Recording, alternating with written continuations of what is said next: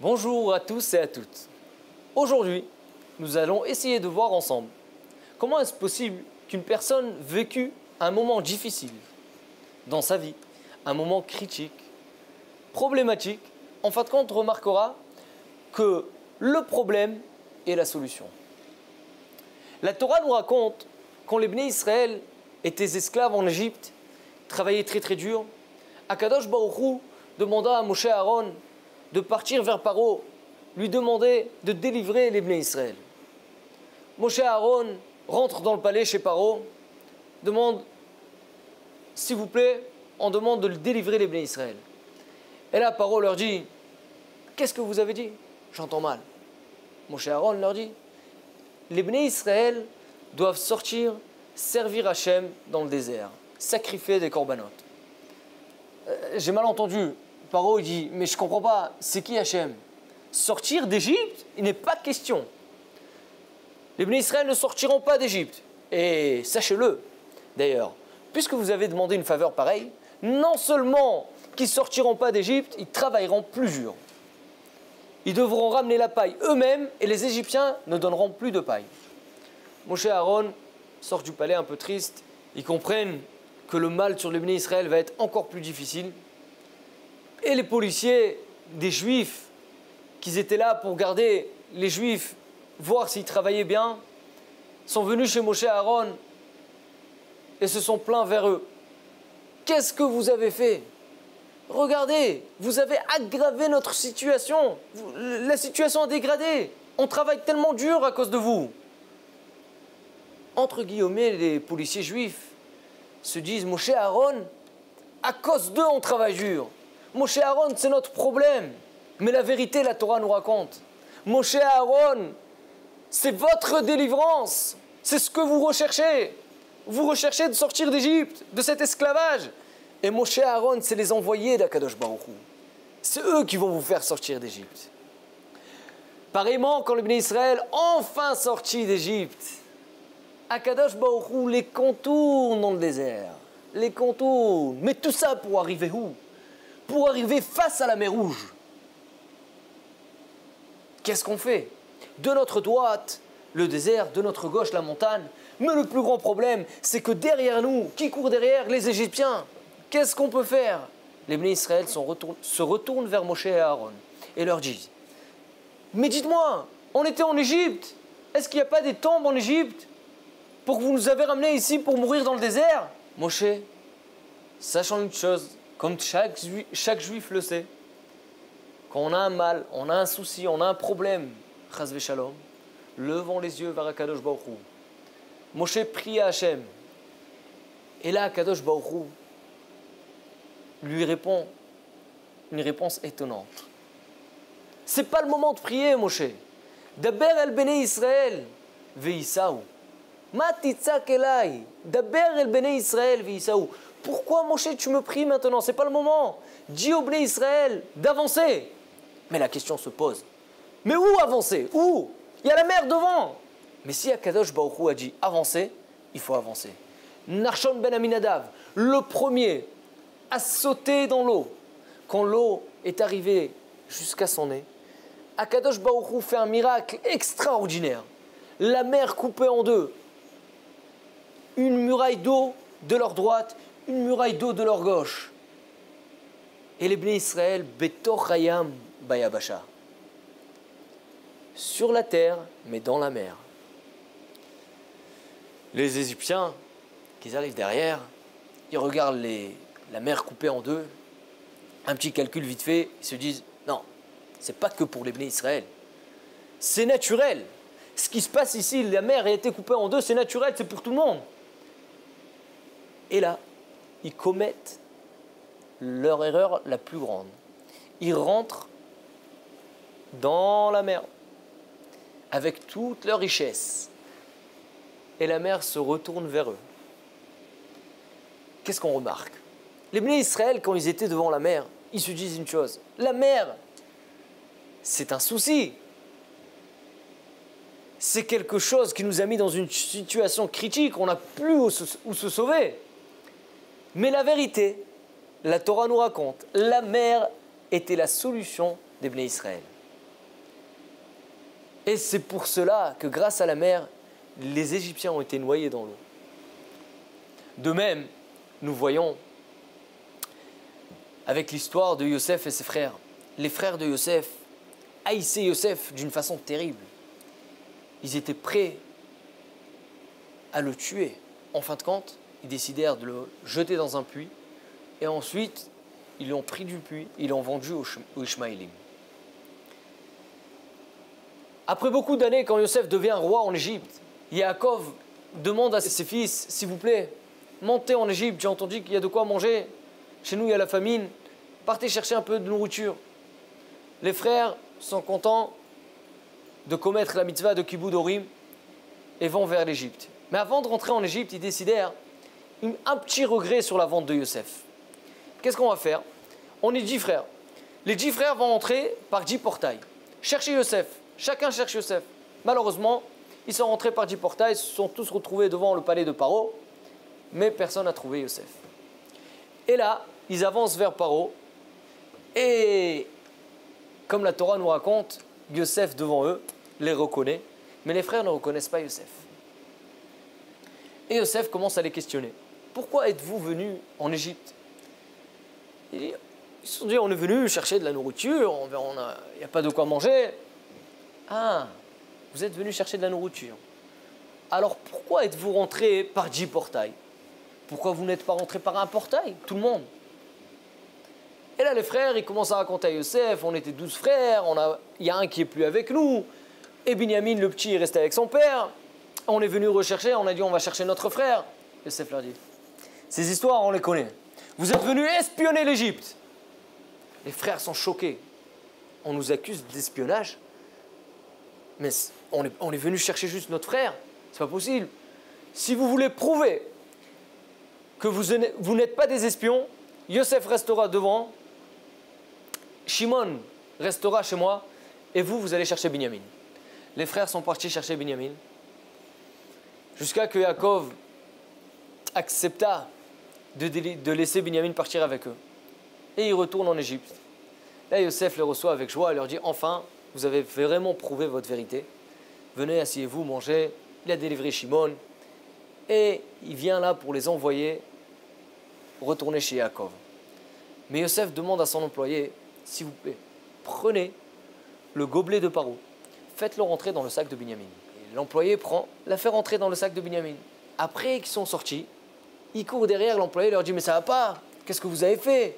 Vous avez volé le gobelet de Paro, comment vous n'avez pas honte? Il vous a invité, il vous a donné, revenez chez Paro. Ils reviennent chez Paro. Et là, Yosef qui est devant eux, il leur dit, chez qui je retrouve le verre, c'est celui qui restera avec moi ici. Ils se sont mis d'accord, il n'y a pas de problème. Ils commencent à chercher, et voilà que le verre a été trouvé dans le sac de Binyamin. Et là, Yehuda, il n'en peut plus. Vaïgash elav Yehuda vayomar. Yehuda s'approche vers Yosef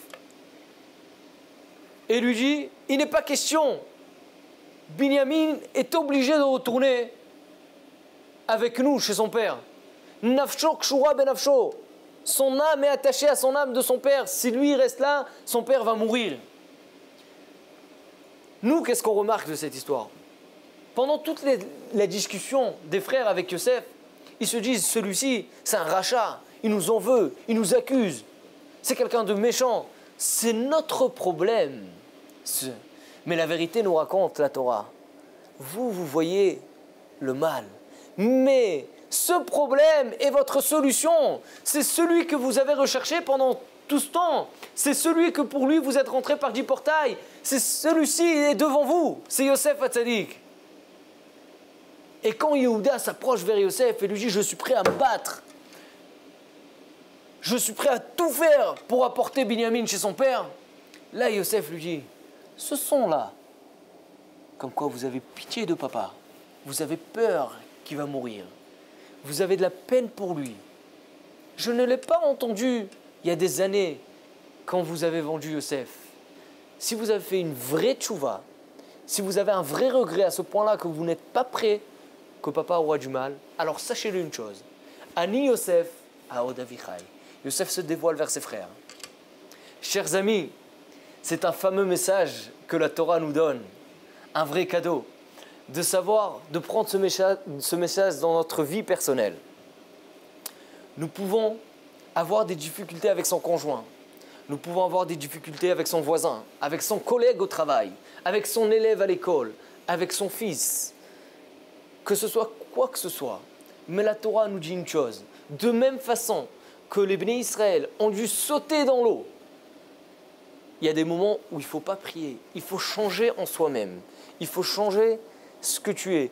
Si on changeait notre façon d'agir, le problème devient notre solution. De la même façon que les frères ont changé, ont regretté un terrible geste qu'ils ont fait de vendre Yosef, ils ont regretté à l'intérieur d'eux. C'est pour ça qu'Akadosh Baruch Hu leur a ouvert les yeux, leur a montré votre problème et votre solution. Mais je voudrais partir à un point un peu plus profond. Quand les Béné Israël se trouvent devant la mer, Chazal nous apprennent une chose extraordinaire. La Torah a été comparée à l'eau. En maïm et la Torah. Vous savez pourquoi?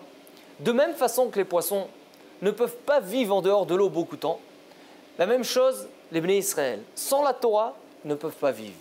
La Torah est leur oxygène. Ils sont obligés d'étudier la Torah, c'est leur vie.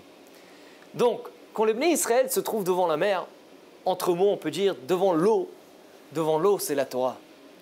Ils se disent une chose, ils se disent cette eau, la mer est problématique.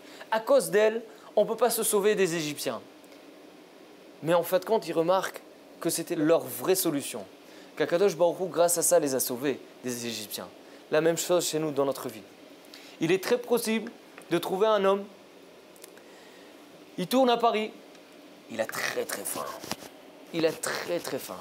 Il lève ses yeux, à droite, à gauche. Le problème, il remarque que des restaurants pas cachers. Et là, il commence à se demander une question. Je vais manger? Je craque ou je craque pas? Je cède ou je cède pas? Il se bat en lui-même. En fin de compte, il décide, Baruch Hashem, j'ai une Torah qui m'interdit, qui m'a donné un panneau de stop, je m'arrête là. Je ne vais pas manger pas cachère. À l'intérieur de lui-même, il peut se dire, quand même, cette Torah m'a mis dans un problème, j'aurais pu maintenant être rassasié, j'aurais pu rentrer chez moi tranquille. Il peut se dire, oui, à cause de la Torah, je n'ai pas de quoi manger maintenant. Chas v'shalom. Pareillement, ça peut être possible sur un homme qui reçoit une lettre chez lui à la maison. Bonjour, vous êtes accepté à une boîte d'informatique internationale.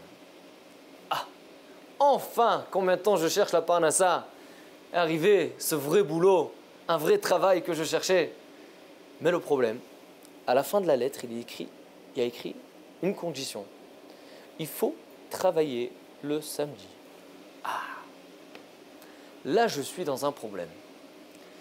La Torah m'interdit de travailler le samedi. C'est Shabbat. Et là, il se demande une question. Est-ce que je fais? Est-ce que je fais pas? Il commence à se battre. À la fin, il décide une chose. Shabbat, c'est Shabbat. Je vais garder le Shabbat, et Akadosh Baruch Hu va me garder.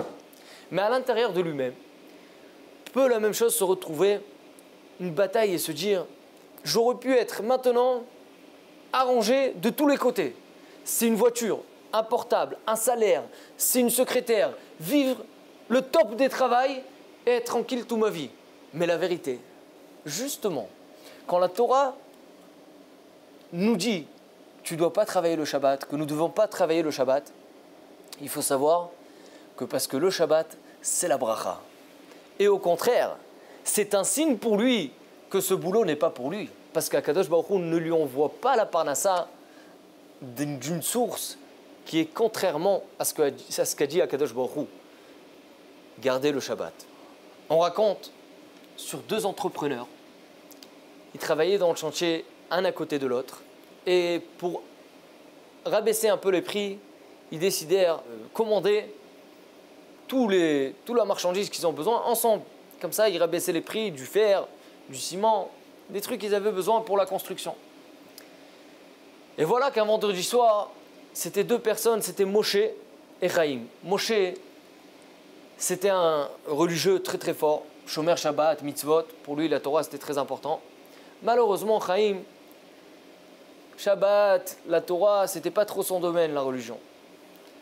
Un vendredi soir, Moshe assis dans sa table, le soir du Shabbat, ses enfants autour de lui, les salades, la chanson, les livrets de Torah qui coulent sur la table. Et du coup, ça toque à la porte. Il y a quelque chose qui a interrompu cette joie. Oui, entrez s'il vous plaît. Ils ouvrent la porte et il y a Chaim devant. Moshe demande à Chaim, qu'est-ce qui se passe? Pourquoi tu es là? C'est Shabbat aujourd'hui. Moshe, qu'est-ce qui se passe avec toi? Tu n'es pas au courant? Regarde les nuages qui arrivent. Je lui dis alors, et si les nuages ils arrivent? Mais tu te rappelles pas, jeudi, on a commandé du ciment et on l'a laissé dehors, découvert. Si la pluie va tomber dans le ciment, on va perdre des milliers d'euros. Moi, ce que j'ai fait direct, j'ai appelé mes employés, je leur ai demandé d'aller couvrir le ciment. Dépêche-toi, fais quelque chose, fais un téléphone.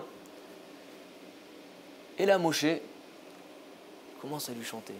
Shabbat Kodesh, oy oy oy oy, Shabbat Kodesh, aïe aïe. Moshe, réveille-toi. Quoi Shabbat? Tu rêves? Tu comprends pas? C'est beaucoup d'argent. Ah, tu la connais pas cette chanson? Peut-être celle-là tu la connais. Qui est Shmera Shabbat? Bon, Moshe, j'ai compris. Moi, je t'aurais averti. Fais ce que tu veux. Continue ton Shabbat. Moi, je t'ai dit. Moshe continue son Shabbat, tout le Shabbat, tranquille, dans la chanson, dans la joie, le bonheur avec ses enfants. Le dimanche matin, Moshe se précipite vers son travail pour savoir ce qu'il en est. Et voilà qu'il arrive et il voit son ami Chaim au téléphone en train de crier. Mais c'est pas normal, mais qu'est-ce que vous avez fait? Vous avez rien compris, j'en ai marre, c'est pas normal. Il lui dit, Chaim, cher Chaim, qu'est-ce qu'il y a? Pourquoi tu es tellement énervé aujourd'hui? Il lui dit, Moshe, tu te rappelles, je suis venu chez toi vendredi soir. Il lui dit, oui, alors? Il dit, regarde ce qu'ils ont fait mes employés. Je les ai appelés pour couvrir mon ciment. Ils ont couvert ton ciment à toi. Alors Moshe lui dit, tu as remarqué? Plus que moi je garde le Shabbat me garde. Sachant une chose, mes chers amis, prenons ce message que la Torah nous donne en cadeau.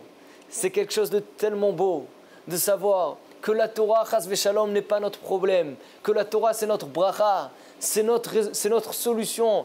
Avec la Torah, on pourra avancer, on pourra demander à Kadosh Baruch Hu que le Mashiach tzidkenu b'mera v'yamenu yavo b'mera v'yamenu amen.